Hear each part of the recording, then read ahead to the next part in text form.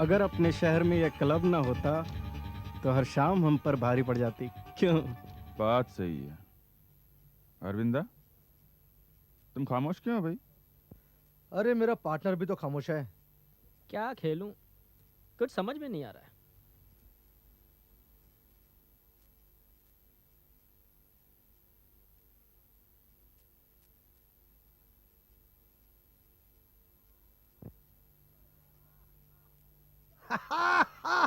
क्या बात है फनिश, क्या पत्ता फेंका है यार। अगर ये पत्ता नहीं फेंकता ना तो अपनी बाजी नहीं थी। चल पत्ते बाट। क्या यार, फिर जीत गया? आप इस क्लब के नए मेंबर हैं? इस क्लब का ही नहीं, इस शहर के लिए भी नया हूँ। लगता है आप ब्रिज के बहुत अच्छे खिलाड़ी हैं। हाँ, बस खेल लेता हूँ। आप खेलिएगा, बैठिए ना। नहीं नहीं, आप लोग खेलिए, मैं बस यूं ही। नहीं, मुझे भी कहीं जाना है। कैसे पॉइंट है? 1 रुपया पॉइंट चलेगा? जैसे आपकी मर्जी। आइए। आपका इनसे परिचय करवा दूं। ये है मृगेण, नमस्कार। वो है अरविंद, नमस्कार। और ये है मधुमेह सूर, नमस्कार। और मैं हूँ फणीश। हम सब रोज यहाँ आते हैं। मेरा नाम प्राण हरि है। छोटा मोटा महाजनी का धंधा करता हूँ। आपके शहर में एकदम नया हूँ। अभी आप नए कहाँ हैं? अभी तो हम रोज मिलेंगे यहाँ पर शाम को। अच्छा, तो मैं चलता हूँ।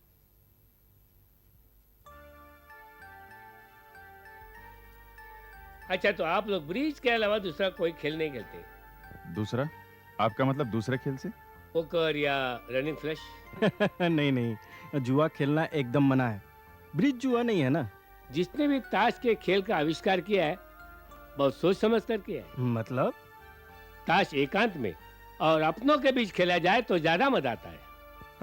हमारे लिए तो यही एक जगह है, और कहाँ जाए?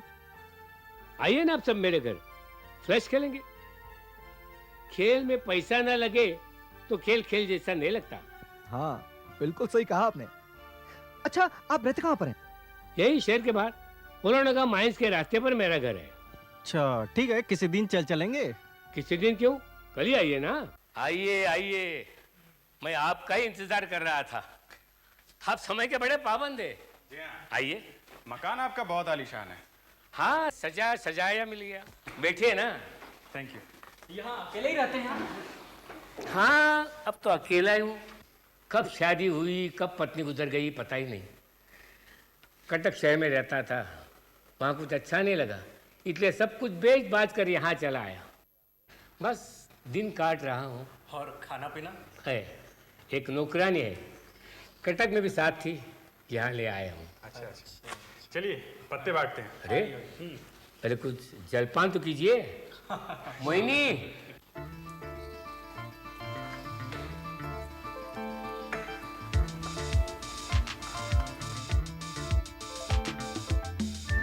ये मोहिनी है, खाना बहुत अच्छा बनाती है। अरे लीजिए, खाइए ना। कटलेट तो आपने बहुत ही अच्छा बनाया है। चलो अब खेल शुरू करते हैं।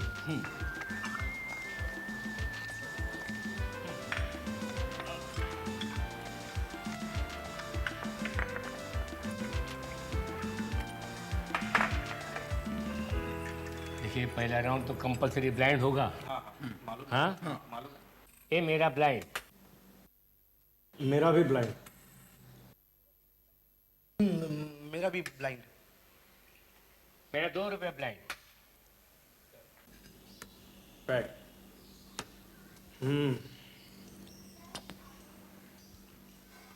जय लक्ष्मी। पैक है।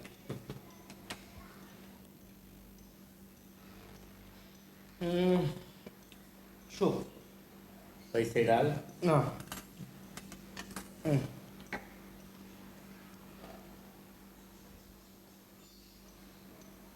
कलर। क्या हुआ? डबल बादशाह।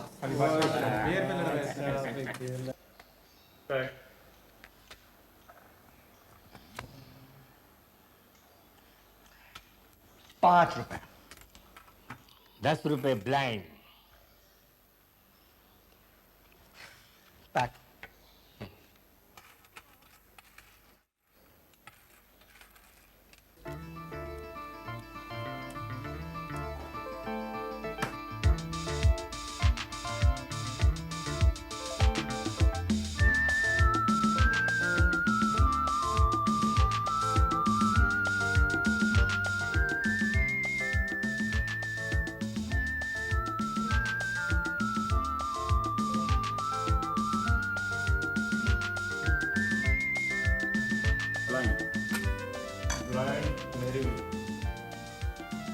मेरी भी ब्लाइंड है। ब्लाइंड 2 रुपए।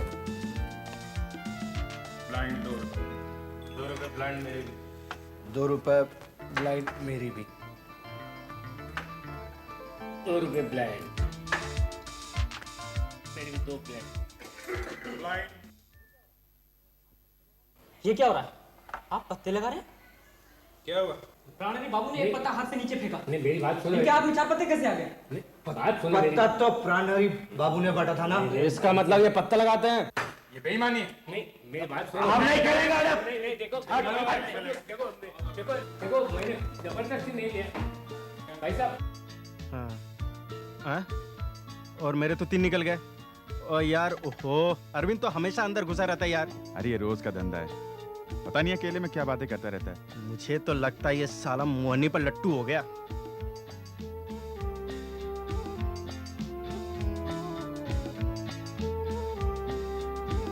अच्छा आज हम कितना हारे?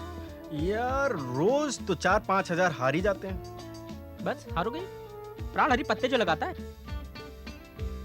सॉरी लेट हो गया यार। चलो। क्यों, क्या बात है? बड़े गुस्से में लग रहे हो? चोर है साला। कौन? अरे प्राणहरि और कौन? क्यों क्या हुआ? रोज मोहिनी को हमारे सामने रखकर हमें बेवकूफ बनाकर पत्ता लगाता है। कुछ ही दिनों में हजारों रुपए लूट लिए उसने। बुड्ढे को सबक सिखाना ही पड़ेगा। चलो। चलो। ओ फनिश, तुम लोग यहाँ हो, कमाल हो गया। मैं पूरे क्लब का चक्कर मार आया हूँ। अरे यार आज अपनी टेबल खाली नहीं है। अच्छा, वो बुड्ढा आज भी नहीं आया? 3 दिन हो गए, लगता है वो इस क्लब का रास्ता भूल गया है। चोर के दाढ़ी में तिनका, साला घर में छिपकर बैठ गया होगा। अरे उसे पता है यहाँ आएगा साले को जूते पड़ेंगे। जो हुआ उसे भूल जाओ ना। भूल जाए? अरे उसे मजा नहीं चकाया तो मेरा नाम अरविंद हालदार नहीं। हाँ। क्या फायदा? मक्खी मारकर खुद ही हाथ गंदा करोगे। उसको तो सीधा करना ही होगा। चलो साले को जम के बजा आते हैं। चलो। अरे मरे को मारने से क्या फायदा? ओ महाशय जरा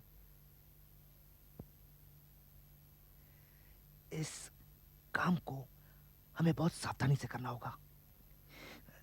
हम चारों के अलावा किसी और को पता नहीं चलना चाहिए। ओके चलो आज ही चलते हैं। लेकिन अपनी गाड़ी से नहीं जाएंगे क्योंकि ड्राइवर को पता चल जाएगा। हम लोग टैक्सी लेकर जाएंगे।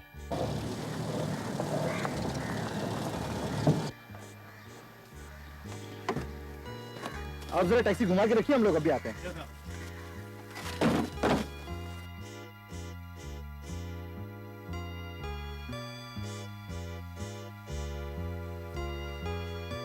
अजीब बात है, दरवाजा खुला है और यहाँ पर कोई है भी नहीं। शायद ऊपर होगा। तुम लोग यहाँ देखो, मैं ऊपर देखता हूँ। ठीक है। ठीक।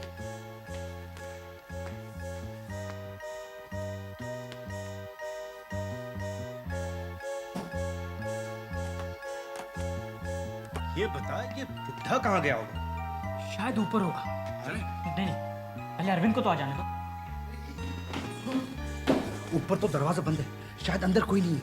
हो सकता है कहीं अंधेरे में छिपा बैठा हो। ऐसा करते सब लोग अलग अलग देखें। चल। ठीक है।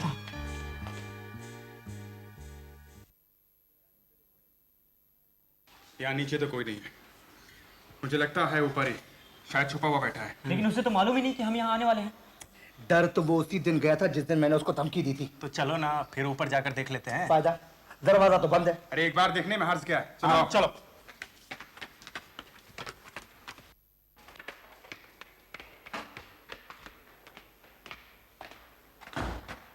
अरे अभी अभी तो ये बंद था। कोई बात नहीं, चलो अंदर चलो। चलो।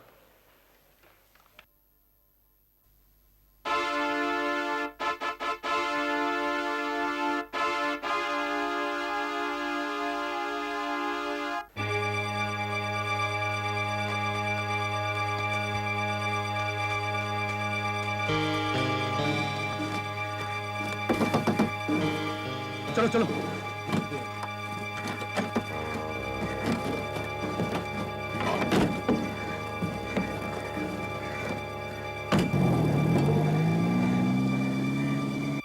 अरे आप? इंस्पेक्टर बराट। हाँ आजकल मैं इस थाने का इंचार्ज हूँ। इसके पहले आपसे एक केस के सिलसिले में मुलाकात हुई थी। निशानत बाबू की मौत, गुलाब कॉलोनी। हाँ बैठिए बैठिए। कहिए यहाँ कैसे आना हुआ? वैसे तो किसी और सिलसिले से आया था, लेकिन खून के मामले में उलझ गया हूँ। बस कुछ ही दिनों पहले यहाँ प्राणहरि पोद्दार नाम एक सज्जन का खून हो गया। ओ, तो खबर आप तक भी पहुंच गई। जिस रात प्राणहरि का खून हुआ उसी रात करीब 10 बजे उलोडोंगा कोलियारी की ओर से एक ट्रक आ रही थी। एक औरत ने बीच रास्ते में खड़े होकर उस ट्रक को रोका।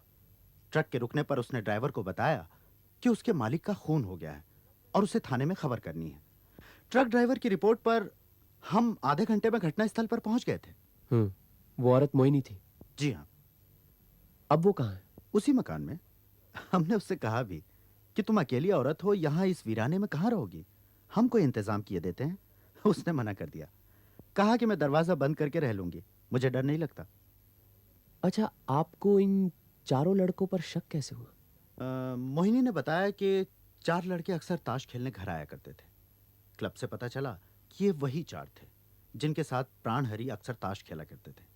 और उन लड़कों के ड्राइवरों ने भी बताया कि ये अक्सर प्राणहरि के घर ताश खेलने जाया करते थे। तो वारदात की रात यही 4 प्राणहरि के घर गए थे, ये आप किस आधार पर कह रहे हैं? पूछताछ के दौरान उनमें से एक ड्राइवर ने बताया कि ये लोग वारदात की रात में करीब 8 बजे पैदल ही कहीं चल दिए थे और करीब 10 बजे लौटे थे। कहाँ गए थे वो ये नहीं बता पाया। इस शहर में करीब 50 टैक्सियां चलती हैं। थोड़ी मेहनत के बाद हमने उस टैक्सी ड्राइवर को ढूंढ लिया जो इन चारों को लेकर कोलियारी के रास्ते पर प्राणहरि के घर से 100 गज की दूरी पर उन्हें छोड़ आया था। वो टैक्सी छोड़कर चले गए और करीब आधे घंटे में लौट आए थे। मैंने उस टैक्सी ड्राइवर को क्लब में ले जाकर उन चारों की शनाख्त भी करवाई।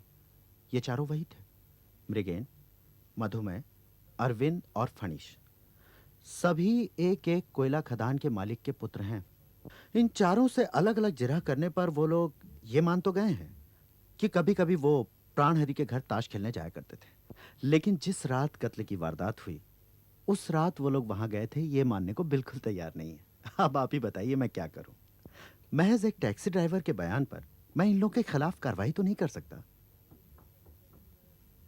चारों ने मिलकर हत्या की है ये तो संभव नहीं, क्योंकि चारों की पारिवारिक पृष्ठभूमि जैसी है। उसमें अपराध तो कर सकते हैं लेकिन एकांत में, मिलकर नहीं। आप ठीक कहते हैं।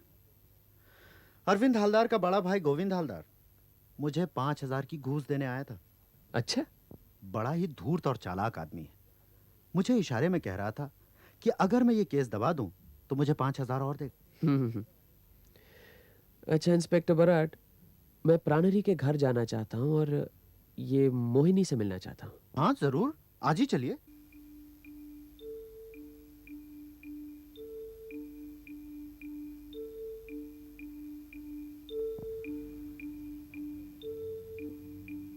लाश कहां पड़ी थी?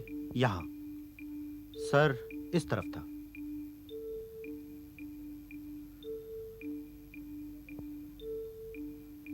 ज्यादा खून के निशान तो नहीं दिख रहे। बुड्ढे के शरीर में खून था ही कहां। वैसे भी अक्सर सर पर चोट लगने से ज्यादा खून नहीं बहता। कोई हथियार मिला जिससे वार किया गया? जी नहीं, पूरे मकान में ऐसी कोई चीज नहीं मिली जिसे हथियार कहा जा सके। इन अलमारियों को तो खोलकर देखा होगा, कुछ मिला? हाँ, हिसाब किताब के बही खाते और नकद 10,000 रुपए। 10,000 रुपए नकद?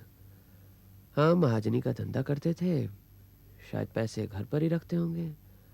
बैंक में कुछ रुपए हैं? हाँ हैं, वो भी कम नहीं, पूरे 1.5 लाख। 1.5 लाख? उनका यहाँ पर कोई दफ्तर या ऑफिस है क्या?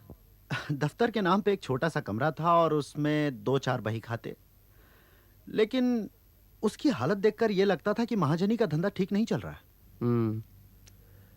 महाजनी का धंधा ठीक से नहीं चल रहा था और बैंक में 1.5 लाख रुपए और घर पे 10,000 नगद। वो क्या दरवाजा है? हाँ, दरवाजा है। इसका मतलब इस कमरे में आने के 2 रास्ते हैं। जब आप यहाँ पहली बार आए तो क्या ये दोनों दरवाजे बंद थे? जी नहीं, वो दरवाजा बंद था, ये सामने वाला खुला था। मैं नीचे रसोई से लगे कमरे में सोती हूँ और वो ऊपर के कमरे में। उस दिन चाय पीने के बाद वो ऊपर चले गए और मैं नीचे खाना बनाने लगी। शाम को वो खाना खाने के लिए नीचे उतरा करते थे, परंतु उस दिन नहीं आए। बहुत इंतज़ार करने के बाद जब मैं ऊपर पहुंची तो नीचे फर्श पर मालिक की लाश पड़ी थी। तुम क्या अक्सर ऊपर वाले कमरे में जाती थी? साफ सफाई के लिए तो जाना ही पड़ता था। यहाँ जो लड़के ताश खेलते थे वो कहाँ बैठकर खेलते थे? इसी टेबल पर। प्राणहरि बाबू के पास तुम कितने दिनों से काम कर रही हो? 2 साल से ज्यादा। जब वो कटक में थे क्या तुम उनके साथ थी? जी हाँ। उनके कोई रिश्तेदार हैं? जी मुझे मालूम नहीं, मैंने कभी किसी को देखा ही नहीं। प्राणहरि बाबू आदमी कैसे थे? जी वो मेरे मालिक थे। मालिक की बुराई नहीं करनी चाहिए, आप खुद ही समझ लीजिए। कोई बुरी आदत थी? जी नहीं, सिर्फ ताश खेलने का नशा था। अकेले बैठे बैठे ही ताश खेला करते थे। प्राणहरि बाबू का तो खून हो गया है, तो तुम यहाँ अकेली क्या कर रही हो? कहाँ जाऊँ, इस शहर में मेरा और कोई नहीं है। तो वापस अपने गांव क्यों नहीं लौट जाती? हाँ जाऊंगी, पर साहब ने हुक्म दिया जब तक खून का मामला सुलझ न जाए तब तक मैं कहीं नहीं जाऊंगी। तुम्हारा गांव में कौन कौन है? बूढ़े माँ और बाप। तुम्हारा पति? तुम्हारी तो शादी हुई है ना? हाँ। तो पति कहाँ है तुम्हारा? वो घर छोड़कर चले गए, लौटकर फिर नहीं आए। कब? करीब 3 साल हो गए। क्या काम करता था? कारखाना फैक्ट्री में काम करता था। ये जो लड़के यहाँ अक्सर आकर खेला करते थे, तुम बता सकती हो उनमें से कौन कैसा आदमी है? कौन कैसा आदमी है ये क्या किसी के चेहरे पर थोड़ी ना लिखा होता है, पर हाँ उनमें से जो सबसे कम उम्र का था वो अच्छा आदमी लगता था, और बाकी तीनों। बाकी तीनों क्या? हाँ मैं नहीं मालूम। इस मोहिनी में एक गुण है, हमें कुछ नहीं मालूम कहकर सब कुछ बतला देती है। अच्छा, ये लोग ताश खेलने के अलावा यहाँ किसी और समय पर भी आया करते थे? उनमें से एक आता था। मालिक के ऑफिस जाने के बाद। कौन था वो? नाम तो नहीं मालूम, पर मोटा सा, बाकी तीनों में से उम्र में बड़ा है। अरविंद हालदार के बारे में कह रही है। वो तो तुम्ही से मिलने आता होगा। जी हाँ। वो क्या कहता था तुमसे? वो मुझे सोने की अंगूठी और सिल्क की साड़ी देने आया था। मैंने उसके मुंह पर फेंक दी। मेरी इज्जत इतनी सस्ती और बिकाऊ नहीं है। बस आज के लिए इतना ही काफी है, जरूरत पड़ी तो तुमसे फिर मिलूंगा। जाओ।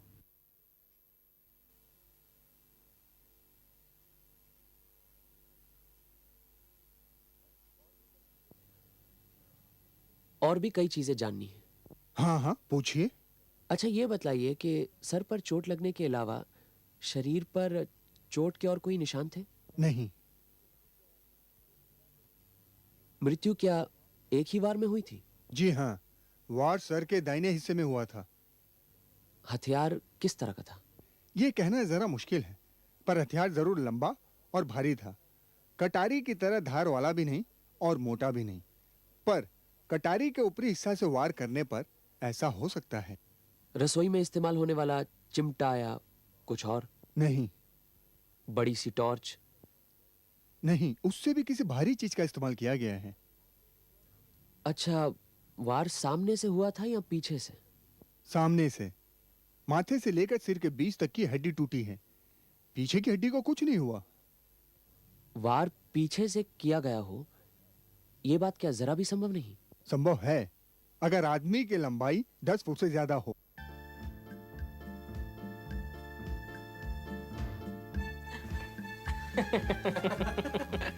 क्या डर गए? इसे रिफ्लेक्स टेस्ट कहते हैं। इससे आदमी कितना चौकन्ना रहता है ना, ये पता चलता है। तुम तो पास हो गए। कुछ पता चला? इस केस को ध्यान में रखते हुए 3 बातें सामने आती हैं। एक तो ये कि हत्यारे को पैसे का लोभ नहीं था। मतलब कि हत्या पैसों की वजह से नहीं की गई थी। संदूक में पड़े हुए नगद 10,000 इस बात का सबूत है। दूसरा ये कि हत्यारा बड़े ही ठंडे दिमाग का आदमी था। और तीसरी बात यह कि मोहिनी जैसी लड़की के लिए तो कोई भी खून कर सकता है। आप बहुत देर से बही खातों में उलझे हुए हैं। मैं आपकी मदद करूं? इसमें तो सिर्फ पिछले 1.5 साल के हिसाब किताब वगैरह लिखे हुए हैं जब से प्राणहरि यहाँ है। लेकिन एक बात मेरी समझ में नहीं आ रही। क्या? ये खर्चे वाले कॉलम में पैसे पैसे का हिसाब लिखा हुआ है, लेकिन जमा वाले कॉलम में 35 रुपए टैक्सी। तो प्राणहरि रोज सवेरे अपने घर से ऑफिस टैक्सी में जाते थे, तो फिर टैक्सी के पैसे खर्चा वाले कॉलम में न लिखकर जमा वाले कॉलम में क्यों? यही है भुवनेश्वर दास, टैक्सी ड्राइवर, जिसने उन 4 लड़कों को प्राणहरि के घर पहुंचाया था। शायद इसे मालूम हो प्राणहरि को रोज कौन टैक्सी देता था। अच्छा, तुम क्या पहले आर्मी में थे? जी हाँ। सिपाही? जी नहीं, ट्रक ड्राइवर। तो टैक्सी कब से चलाते हो? 3 साल से। 3 साल से यहीं टैक्सी चला रहे हो? जी नहीं, यहाँ 1.5 साल से चला रहा हूँ। उससे पहले कलकत्ता में था। कहाँ के रहने वाले हो? जिला मेदिनीपुर, ग्राम भगवानपुर। और यहाँ कहाँ रहते हो? कहीं नहीं, टैक्सी में चलता हूँ। टैक्सी आपकी खुद की है? जी हाँ। अच्छा, उस रात उन चारों को आपने प्राणहरि के घर पर ही छोड़ा था? घर नहीं, घर से दूर कहीं सड़क पर उतरे थे। तो आपस में क्या बातें हो रही थी? आपने कुछ सुना? दबी जुबान में कुछ बातें कर रहे थे, पर मैंने सुनने की कोशिश नहीं की। शायद किसी लड़की के बारे में बात कर रहे थे। अच्छा, जब वो टैक्सी से उतरे तो क्या उनके हाथ में किसी प्रकार के हथियार थे? जी हाँ, एक के हाथ में छड़ी थी। और बाकियों के हाथ में और कुछ था? जी नहीं, कह नहीं सकता। आप यहाँ के सभी टैक्सी ड्राइवरों को अच्छी तरह जानते हैं? सभी एक दूसरे को जानते हैं, पर मैंने जान पहचान बढ़ाई नहीं। अच्छा, एक बात बताइए, जिस टैक्सी में प्राणहरि रोज दफ्तर आते जाते थे, क्या उस टैक्सी के ड्राइवर को पहचानते हो? मेरी टैक्सी में आते जाते थे। पर तूने मुझे अब तक बतलाया नहीं। आपने कहीं पूछा ही नहीं। जहां तक मेरा अनुभव है, हर टैक्सी ड्राइवर उतना ही बोलता है जितना जरूरी हो। हाँ, अगर भाड़े में ऊंच नीच हो जाए तो बात दूसरी है। तुम जाओ। अच्छा। आपकी समस्या हल हुई? कुछ हद तक। ये कह रहा था प्राणहरि बाबू बड़े सज्जन आदमी थे, लेकिन जो प्रमाण मिले हैं उनसे तो यही साबित होता है कि सज्जन बिल्कुल नहीं थे, बल्कि बड़े पेचीदा किस्म के आदमी थे। शायद इसे पैसे समय पर मिल रहे थे, इसलिए उन्हें सज्जन कह रहा है। लेकिन उन पैसों का हिसाब जमा खाते में क्यों नहीं है? यह बात कुछ कुछ स्पष्ट हो रही है। कैसे? प्राणहरि बाबू किसी को ब्लैकमेल कर रहा था और उसके बदले में उसे हर महीने 70 रुपए मिल रहे थे। इसीलिए टैक्सी पर 35 रुपए खर्च होने पर भी 35 रुपए टैक्सी के नाम पर जमा हो रहे थे। अब जैसे वो ब्लैकमेल कर रहा था, उसका नाम तो लिख नहीं पाता, इसलिए पैसे टैक्सी के नाम पर जमा हो रहे थे।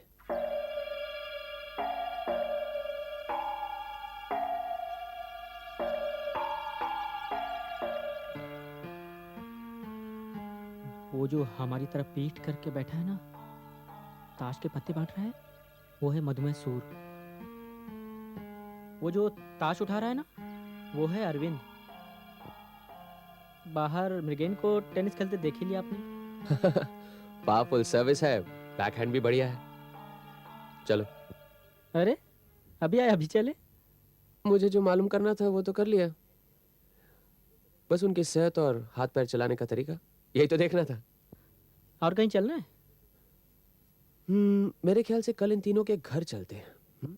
ठीक है, तो मृगेन के घर से शुरू करते हैं। चलो ठीक है।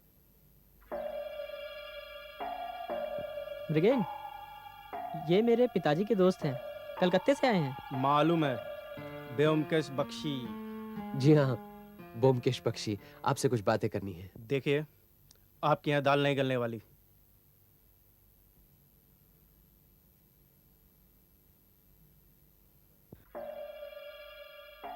बंद कर जरा। माफ करना मधुभाई बाबू, बेवक्त आपके यहाँ आधम के। मेरी समझ में ये नहीं आ रहा कि आप मेरे पास क्यों आए। देखिए, प्राणहरि पोद्दार की मौत के बारे में मुझे कुछ नहीं मालूम। अगर आपसे किसी ने यह कहा हो कि उस रात में उनके घर गया था, तो ये बिल्कुल झूठ है। मैं नहीं गया था। चल बे, दबा। टैक्सी ड्राइवर ने बयान दिया है कि आप भी वहां गए थे। टैक्सी ड्राइवर झूठा है। नमस्ते। अरे आओ फनीश, आओ। अरे कैसा ना हुआ? ये हमारे साथ। हाँ मैं जानता हूँ, आइए बैठिए। आप इतनी शिष्टता से पेश आएंगे इसकी तो हमें उम्मीद नहीं थी। क्यों? इससे पहले हम आपके दोस्त मृगेन और मधुमय दोनों से मिलकर आ रहे हैं, वो तो बात भी करने को राजी नहीं थे। बच्चे हैं, जान दीजिए उन्हें। कल रात कुछ ज्यादा ही हो गई थी, अभी तक घुमा रही है। खैर, आप लोगों के लिए क्या मंगाऊं? चाय, शरबत या बियर? अरे गदाधर! नहीं नहीं नहीं नहीं, इसकी कोई जरूरत नहीं, हमें कुछ नहीं चाहिए, बस आपसे कुछ बातें कर ले, इतना ही काफी है। जरूर जरूर, पूछिए क्या पूछना है। लेकिन एक बात मैं आपको पहले ही बता देता हूं, फनीश ने आपसे क्या बतलाया मुझे नहीं मालूम, लेकिन प्राणहरि की हत्या की रात मैं वहां नहीं गया था। प्राणहरि की मौत के पहले भी तो आप वहां जाते थे? जी हाँ, जाते थे। हम चारों वहां जुआ खेलने जाते थे। जुए के अलावा वहां अकेले भी जाते थे?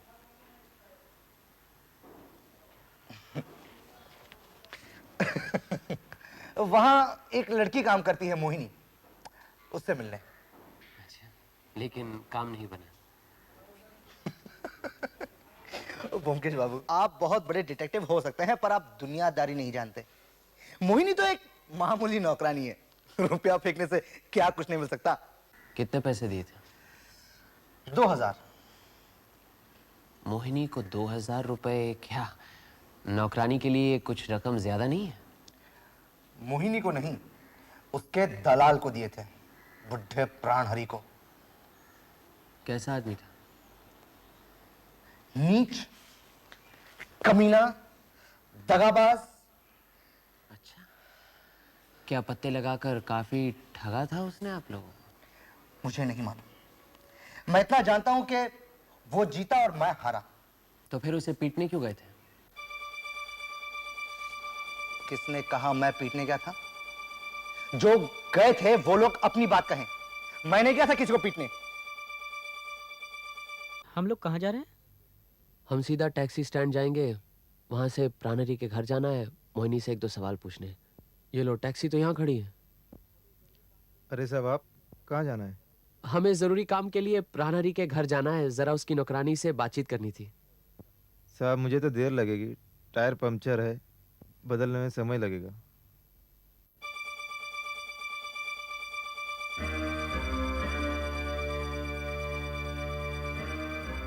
एक और टैक्सी आ गई, आइए। फनीस, हाँ? 15 और 35 कितने होते हैं? 50 क्यों? ठीक है, तुम जाओ जाओ, तुम जाओ। अरे ब्योमकेश बाबू, आइए आइए। क्या बात है, आज तो बड़े खुश नजर आ रहे हैं। बस सब मिल गया। मिल गया? क्या मिल गया? प्राणहरि बाबू का अकाउंट किस बैंक में है? अब सेंट्रल बैंक में। क्यों? इसका मतलब वहां पर सेफ डिपॉजिट वॉल्ट पे होगा। उसे खुलवाकर जो कागजात है फौरन मेरे पास ले आइए। बस यही कहने आया था, मुझे मोहिनी से जाकर मिलना है। कुछ काम है बाबू? तुम यही हो? अब तक गई नहीं? क्या करूं, पुलिस ने अभी तक छोड़ा ही नहीं। अपने घर वालों या पति को खबर दी? नहीं। क्यों? घर वाला कहाँ है मालूम नहीं, और माँ बाप वैसे ही दुखी हैं, ये खबर पाकर और भी दुखी हो जाएंगे। उस रात जब तुम प्राणहरि को ऊपर से बुलाने गई तो क्या पीछे का दरवाजा खुला था या बंद? बंद था। कहीं ऐसा तो नहीं कि दरवाजा खुला था और तुम ही ने बंद किया? जी नहीं। प्राणहरि तुम्हें हर महीने 15 रुपए देते थे ना? जी। रुपए हमेशा वक्त पर मिलते थे? जी, मेरे सारे पैसे उनके पास जमा रहते थे। जब जरूरत पड़ती थी तो 2-4 रुपया ले लेती थी।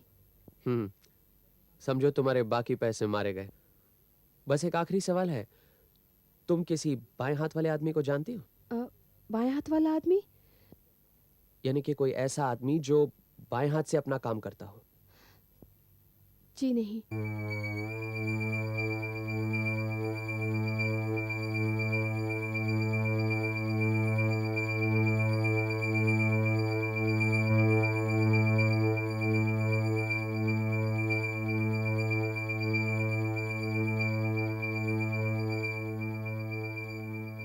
ये रहा तुम्हारा आसामी। कानूनी भाषा में दलील लिखी गई है। जिला मिदनापुर, ग्राम भगवानपुर, निवासी भुवनेश्वर दास। भुवनेश्वर दास ने महाजन प्राणहरि पोद्दार से 2500 रुपये उधार लिए थे, जिसके बदले में उसने अपनी मोटर गिरवी रख दी थी उनके पास। कर्ज किस तरह से चुकाया जाएगा इसका ब्यौरा भी लिखा है। 50 रुपये नगद और प्राणहरि उसकी मोटर का इस्तेमाल करेंगे, उस बाबत 25 रुपये। इसका मतलब है हर महीने 75 रुपये चुकाए जाएंगे। तो इसका मतलब ये हुआ कि भुवनेश्वर दास ने ही प्राणहरि की हत्या की है। चलो भुवनेश्वर से ही शुरू करते हैं। मोहिनी भुवनेश्वर की विवाहिता पत्नी है। दोनों कटक में रहते थे। भुवनेश्वर मोटर गैरेज में काम करता था और मोहिनी घर घर में नौकरी करती थी। मोटर मैकेनिक का काम छोड़कर भुवनेश्वर मिलिट्री में ट्रक ड्राइवर बन गया, इसीलिए 2 साल के लिए कटक से बाहर चला गया। इसी बीच मोहिनी ने प्राणहरि के घर काम करना शुरू किया। अब प्राणहरि तो अत्यंत लोभी, बड़े ही घटिया किस्म का आदमी था। ब्लैकमेल करना, चोरी, दगाबाजी, इन सब तरीकों से उसने काफ़ी पैसा इकट्ठा कर लिया था। जब मोहिनी ने उसके घर काम करना शुरू किया तो उसे लगा कि भाई ये तो पैसे बनाने का एक और तरीका है। उसने सोचा क्यों ना मोहिनी को आगे करके रईस बाप के बिगड़े लौंडों को घर बुलाकर जुआ खेलने के लिए दावत दी जाए। लेकिन मोहिनी इस तरह की लड़की नहीं थी। वो तो किसी को अपने नज़दीक फटकने भी नहीं देती थी। उसी समय उसका पति भुवन पैसे कमा कर कटक लौटा, लेकिन टैक्सी खरीदने के लिए उसके पास काफ़ी पैसे नहीं थे। इसीलिए मोहिनी ने उसे प्राणहरि से मिलवाया। प्राणहरि ने सोचा भाई पैसे कमाने का एक और तरीका है, इसीलिए उसने उन दोनों को 2500 रुपये उधार देना मंजूर किया। उसने सोचा था कि भाई दोनों मेरी मुट्ठी में रहेंगे।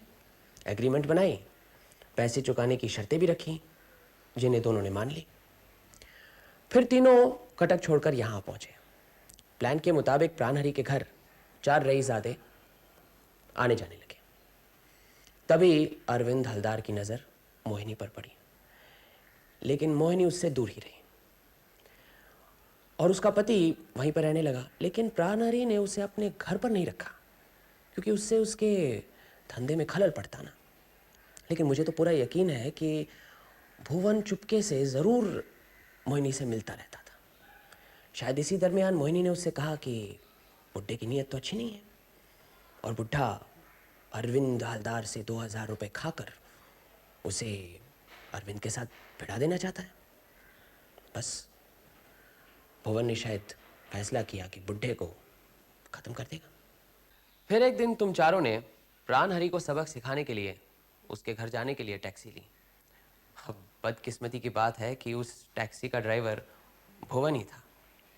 शायद टैक्सी में जाते जाते तुम लोगों ने मोहिनी का जिक्र किया हो या उन 2000 रुपयों की बात की हो। बस भुवन ने सोचा कि प्राणहरि को ख़त्म करने का यही एक मौका है। मोटर का स्पैनर लेकर वो भी पीछे पीछे निकल पड़ा। कौन? मैं हूं मालिक। क्या बात है, इस रास्ते से क्यों आए? हिसाब चुकाना है। अच्छा, अभी अभी तेरा ही हिसाब देख रहा था, पूरे 1500 बाकी है। आज पूरा हिसाब कर देता हूँ। अच्छा अच्छा। तू जानता है मोहिनी मेरी बीवी है और तू उसे 2000 में बेचना चाहता है।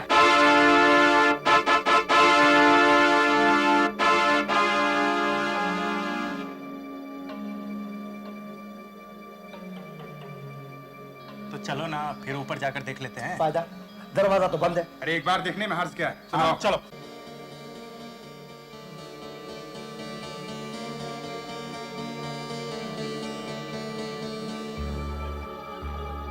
पहली बार जब अरविंद ऊपर गया तो दरवाज़ा अंदर से बंद था।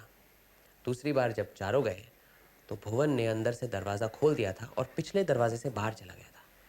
फिर जब चारों ऊपर गए तो लाश देखकर भाग गए।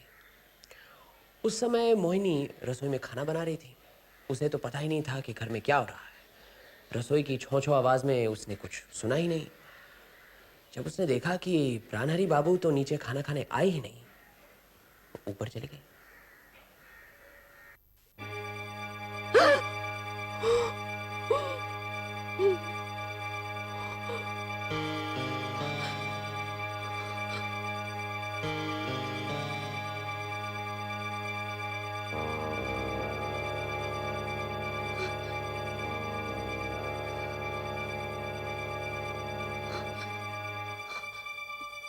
पोस्टमार्टम की रिपोर्ट और डॉक्टर के बयान से यह मालूम पड़ता है कि प्राणहरि का हत्यारा बाएं हाथ से काम करने वाला कोई आदमी है। अब प्राणहरि के माथे के दाहिने हिस्से पर चोट लगी थी, इसीलिए उसे मारने वाला जरूर बाएं हाथ चलाने वाला आदमी होना चाहिए। मृगेन जो टेनिस खेलता है दाहिने हाथ से खेलता है। अरविंद और मधुमेह भी दाहिने हाथ से ताश खेल रहे थे। तुम्हारी तरफ जब उस दिन पेपर वेट फेंका तो तुमने भी दाएं हाथ से पकड़ा, इसीलिए तुम चारों में बाएं हाथ से काम करने वाला तो कोई नहीं ना। फिर उस दिन जब मैंने भुवन को बाएं हाथ से रास्ते पर काम करते हुए देखा तो सारी गुत्थियां सुलझ गई। क्या खबर लाए हो इंस्पेक्टर? पूरी खबर है। मोहिनी वहां नहीं। भुवनेश्वर दास का भी कहीं कुछ पता नहीं। यहां से 30 किलोमीटर दूर रेलवे स्टेशन पर उसकी टैक्सी मिली है। पता नहीं पूरी खबर है या नहीं, ये तो नहीं कह सकता मैं। प्राणहरि पोद्दार जैसे लोग जब तक इस दुनिया में रहेंगे तो मोहिनी और भुवन का भी होना बहुत जरूरी है। क्यों? आप शायद ठीक कह रहे हैं, मगर कानून को हाथ में लेना अपराध है, सामाजिक अपराध। दोनों की तलाश जारी है। पकड़े जाने पर सजा भी जरूर मिलेगी।